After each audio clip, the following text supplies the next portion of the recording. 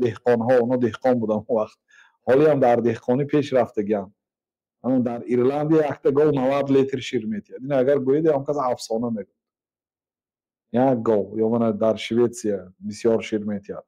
اینو در دهقانی هم همه جای گذشتگی هم اینو خیلی نکی گویا که دهقانی همش در جاهای مایو اینو فقط در شهر نشین باشن. نه، عریسیین این دهقان ها، گناهی دهقان ها برگردنی تو گفتن.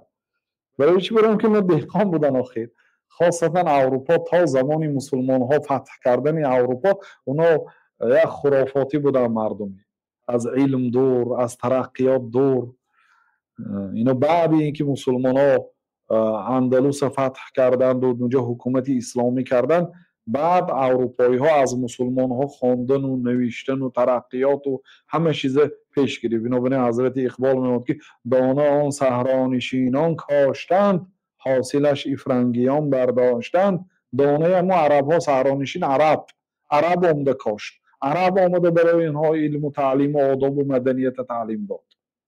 اینا یه آدمای خرافاتی. حتی بعضی طبیب هایی که مثلا طبیب گینیکولوگ است، زنهاشو در کتاباشون وصف کرده که یک وجب دو وجب چی داشت تو مقصد به تازگی رعایت نمیکنه، مدنیت چی اونو میدونست.